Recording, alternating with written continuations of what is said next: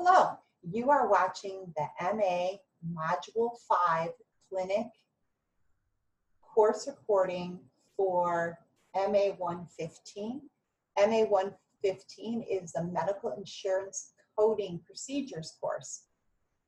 This course is taught to residential on-ground students on the clinic side of the program. The hybrid medical assisting students will take this course only online.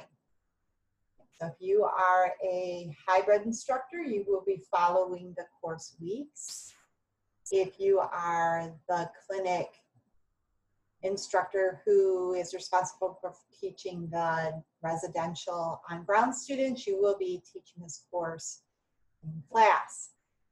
As you probably have already noticed by reading through the lesson plan, this is a very, very busy module. So be mindful of the time that you spend on each one of these assignments.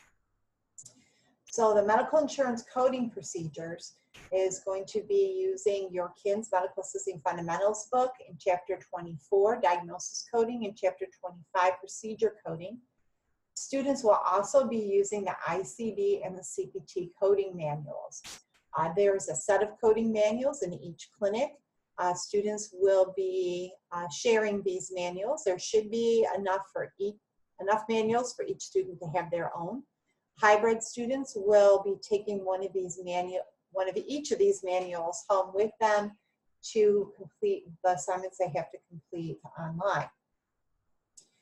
So coding, there are a lot of medical assistants, especially the clinical medical assistants, that are not well versed in how to code out of these manuals. So I suggest that if you are one of these instructors, that you take time to go through these manuals, speak with your medical insurance billing and office administration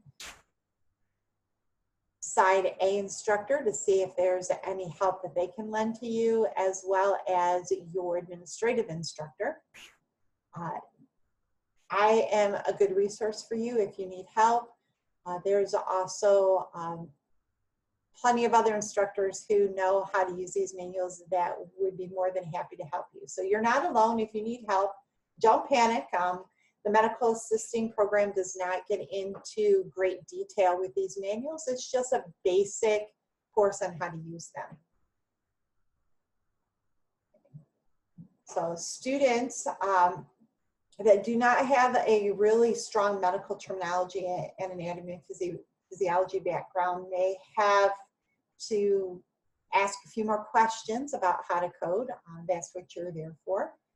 Lucky for you, you have access to all of the assignments and all of the keys. So I suggest that you make good use of that access and work through these, find some yourself. Your students will start getting frustrated with you if you just tell them what page things are on and not how to actually find the codes.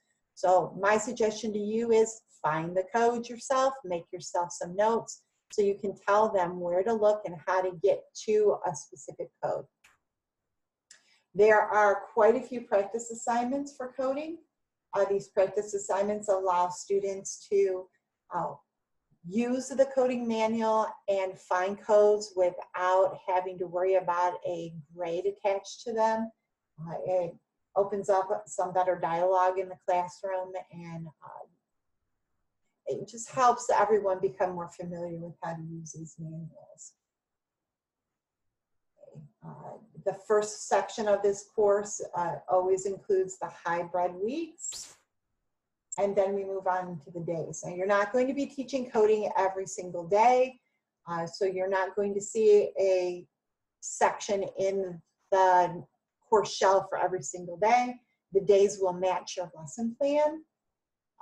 Students will be participating in discussions, so you will have hybrid and on-ground residential students participating in the discussion at the same time, which is usually better for the students because it promotes more discussion online.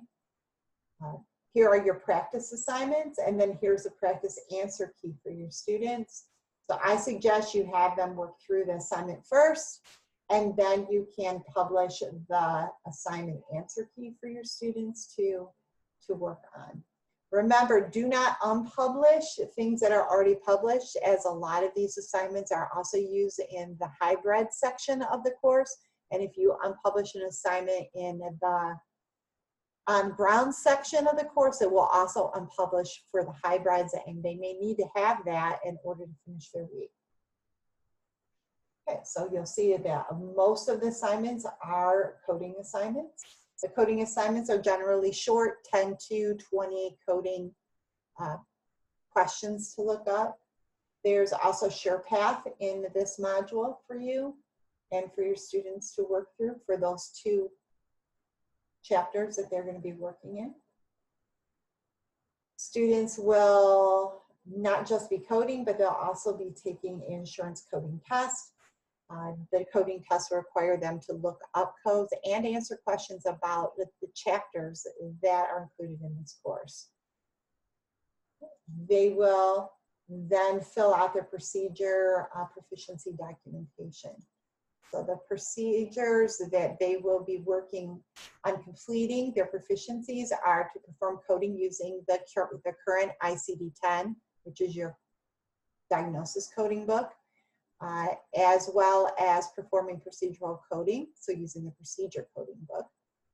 And they will be working on finding office visit code and immunization codes. That is completed with an assignment. The SynChart program allows your students to look up code using the TrueCoder. And this is why you have a video in here on how to find the codes using the TrueCoder.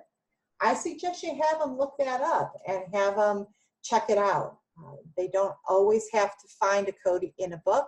As we know, most offices are mostly electronic now, so it'll be good for them to find another way to find a code other than flipping pages in a book. So hopefully you found this video helpful.